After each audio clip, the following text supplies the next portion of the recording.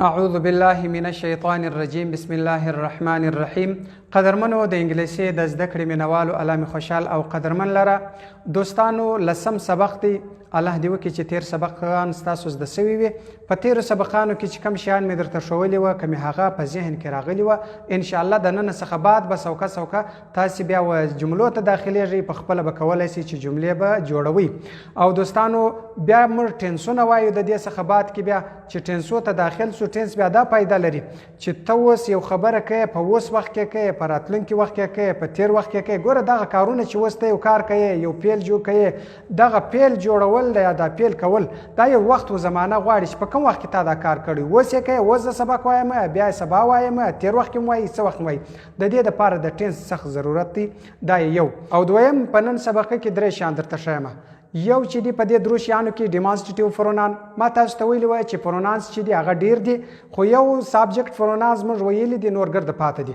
په دې کې دا نن ډیمانسټریټیو پرونان یعنی اشارتي ضمیرونه، اشاره یو شي ته په کول چې دا هغه چیز دی، دا چیز دی، هغه ډیر چیز دی، هغه لږ چیز دی. ګوره دغه شیان اشاره و یو شي ته کول دا په ډیمانسټریټیو پرونانس باندې کیږي.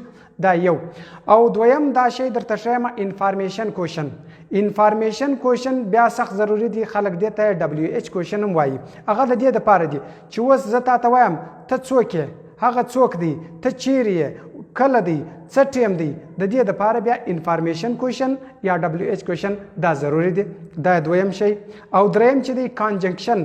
کانجنکشن هغه شی ته ویل کېږي په عربي کې دې ته حرف عاطف یا حروف عاطفه وایي. حروف عاطفه دې ته وایي چې دوه حرفه په میان کې سره مشلول. لکه اوس زه وایم عبدالله و احمد، دا و چې په میان کې رالی، دا د دې دوه په میان کې حرف عاطف سو. نو کانجکشن دغه شی دی. نو دغه شیان نن په نن سبق کې موږ وایو.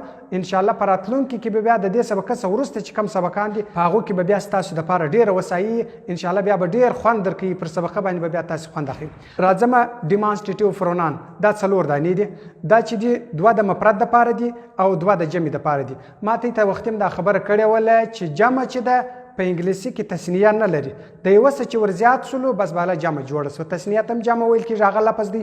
او ډېرو ته هم هغه یعنې جمع ته هم جمع ویل کېږي. په دې کې تسنیه نشته. په انګلیسي کې د تسنیه دپاره دی لفظ نه دی مقرر شوی چې ته یاد کړې چې دا تسنیه دپاره. اوس په عربي کې داسې الفاظ ته اوس موږ وایي هذا، دا نږدې شی، هذا دا نږدې شی دی په عربي کې. هذانې دغه نږدې شیان، دا دوه نږدې شیان. ګوره تسنیه یې جوړه کړل. په دې کې تسنیه نشته. په دې کې کم لفظ چې استعمالیږي د جمع دپاره هغه لفظ د تسنیه دپاره هم استعمالیږي. دس معنا دا، دس دا نږدې شی، دې نږدې شي ته چې ویل کېږي دس. او دیټ معنا هغه لرې شی، هغه لرې شي ته چې ویل کېږي دیټ. دس دیټ. اوس په دې باندې ستاسو سر خلاص. یعنی بیا په تسنیه کې بیا یا په جمع کې هغو ته بیا ویل کېږي دیز دا نږدې ډېر شیان. دوز هغه ډېر شیان لري، هغه لري ډېر شیان. یعنی دا او هغه. ګوره لکه هذا ذالکه، هذا ذالکه. اوس د دې دپاره د عربي دپاره دا سو چې هذا دا، ذالکه هغه. او د انګلیسي دپاره دس دا دیټ هغه. دس دا ډېر شیان، دوز هغه ډېر شیان. دا د دې دپاره استعمال. اوس جمله پر جوړو. څنګه به جمله پر وایو؟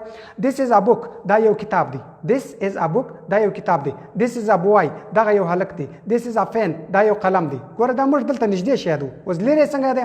That is a book. هغه یو کتاب دی. That is a boy. هغه یو هلک دی. That is a pen. هغه یو قلم دی. ګوره دا د نږدې او د لرې شي دپاره، دا د یو مفرد واحد شي دپاره. یعنی د یو شی، دا شی یو شی دی، دا یو قلم دی، دا یو کتاب دی، دا یو هلک دی. دا د دس چې دی دا د نږدې شي دپاره. هغه یو قلم دی. That is a pen. هغه یو قلم دی. د نږدې ډېرو شیانو دپاره استعمالیږي these are books. دا کتابونه دي. these are boys. دا هلکان دي. these are pens. دا قلمان دي. these are mobiles. دا موبایلان دي. ګوره دا د نږدې شیانو دپاره یعنی ډېر شیان دي. که ډېر شیان لرې ول بیا به څنګه ورته those are books. هغه کتابونه دي. those are pens. هغه قلمان دي. those are boys. هغه هلکان دي. ګوره دا بیا د لرې دپاره. ګوره د نږدې دپاره اشاره دس وله، د مفرد دپاره، د لرې دپاره د مفرد دپاره دیټ سوله، او د نږدې دپاره د ډېرو شیانو دپاره بیا چې سوله دیز سوله دیز، او د لرې دپاره بیا دوز سوله. دغه اشاره دې ته ډیمانسټریټیو پرونان ویل کېږي. ډیمانسټریټیو پرونان دا پرونان دي. انشاءالله په دې به مې سر خلاصوي په ډېر اسانه ترتیب باندې مې سر په در خلاص کړي. راځمه انفارمیشن کوشن. انفارمیشن کوشن یعنی معلوماتی سوالیه هغه شیان چې معلومات په حاصلې سوال پکې ته دی چاسه، یا WH کوشن دې ته WH کوشن هم ویل کېږي. دا چې دي دا نه الفاظ دي، نه الفاظ دي. دا نه الفاظ صرف زه لفظ درته ښیم، جملو ته چې بیا داخل سو پره موږ په جملو کې پره نه یو داخل سوي، چې جملو ته پره داخل سو بیا به پر دې باندې موږ جملې جوړو. دا نه شیان دي. ورته وګوره نو وټ استعمالیږي د پاره د شیانو، د هر شي د پاره چې استعماله وټ به استعماله.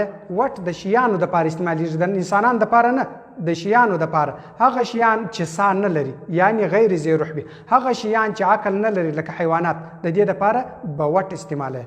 دا یو وټ معنا څه شي، وټ څه شي دا معنا سوه. او بل وین ویل کېږي معنا کله، د وخت د پاره کله. اوس موږ وایو اختر کله دی، ته کله ځې، پلانې کار کله دی. ګوره دا چې کله لفظ کې راځي هغه د پاره به څه وایي وین. او بل ویر دی، ویر ویل کېږي د پاره د چیرې. ګوره ویر معنا چیرې. ګوره زه وایم ته چیرې ځې، هغه چیرې دی، ته چیرې یې. ګوره دا الفاظ چې وایو دا په چا سره ویل کېږي؟ په ویر باندې. او بل هو دی، هو معنا څوک. اوس ته څوک یې، زه څوک یم، هغه څوک دی. ګوره د څوک د پاره چې ته استعماله هو به استعماله، هو لفظ. جمله نه درته وایم ځکه چې موږ جملو ته پره داخل سوي نه یو، په جملو کې کللې د هغه اندازې پورې نه یو چې موږ په جمله باندې سر خلاص. هوز معنا د چا، هوز د چا. اوس موږ وایو دا قلم د چا دی، دا کتاب د چا دی، دا موبایل د چا دی، دغه رقم خبرې چې کوي، یا دا کور د چا دی، دا به په کوم لفظ باندې کوي؟ په هوز باندې، هوز. او بل ویچ معنا کم. اوس یو چاته وایو چې په دې کلمانو کې کم ښه کلم دی، په دې کورو کې د پلانی کم کور دی. کم دا کم لفظ چې راځي چې معنا کم، دا به په چا سره وایي؟ په ویچ سره وایي. ویچ وای استعمالیږي د علت لپاره. ته ولې دا کار وکړې، ته ولې رالې، ته ولې ځې، دا ولې دپاره به څه شي استعمالی؟ وای. هاو معنا څنګه. هاو اوس یو چا څه پوښتنه کوي ته څنګه یې، ستا پلار څنګه و، ستا ورور څنګه و، دا کور څنګه و، دا ځای څنګه و، موټر څنګه و. هر شي دپاره چې ته پوښتنه کوې په هاو باندې به کوې. هاو باندې پوښتنه کېږي یعنې څنګه. د څنګه معنا د هاو معنا څنګه. هم معنا د چا سره، هم د چا سره. ته د چا سره یې، ته د چا سره ولاړې، هغه د چا سره ولاړې. ګوره د چا سره معنا هم. دا سولې WH کوشن. WH ځکه ورته ویل کېږي چې په دې هر لفظ کې WH کلمه لفظ راغلی دی، WH لفظ کې راغلی دی. WH کوشن خلک ورته وایي. یا انفارمیشن کوشن دې ته ویل کېږي معلوماتي سوالیه. سوالونه په دې باندې کېږي. دا کوشن معنا سوال، په دې باندې سوال کېږي، پوښتنه کېږي د یو چا څخه. او دریم شی چې دی هغه ته ویل کېږي کانجکشن. حرف عاطف، یو حرف د بل حرف سره مشلول، یوه کلمه د بل کلمې سره مشلول. د په دې کې دا ډېر لفظونه دي، په دې کې زموږ یو لفظ اوس پکار دی end دا مې پکار دی. ګوره زه وایم I and you، زه او ته، and you یعنی زه او ته او پلانی. د دې دپاره دا end معنا او د end زموږ اوس فلحاله پکار دی. بیا وروسته نور شیان هم شته چې هغه بټ دی، آر دی، سو دی، دا رقم ډېر شیان شته، یعنی دا کانجکشن نور هم شته. خو زموږ فلحاله دا یو اوس پکار دی چې کوم وخت کې مې نور پکار سو بیا هغه لفظ هم بېرته راخو د دې ځای څخه. دې ته ویل کېږي کانجکشن. او بل منفي الفاظ. منفي هغه الفاظ دي چې یو شي کې د نه لفظ راغلی، په یو جمله کې لفظ راغلی چې نه. ولې په راروان سبق کې موږ د هغه جملې وایو چې هغه د جملو قسمونه دي، نو په هغه کې ضرور دغه زده کول غواړي چې تا دغه لفظ ورته زده کړی چې د نه دپاره به موږ کوم لفظ استعمالو.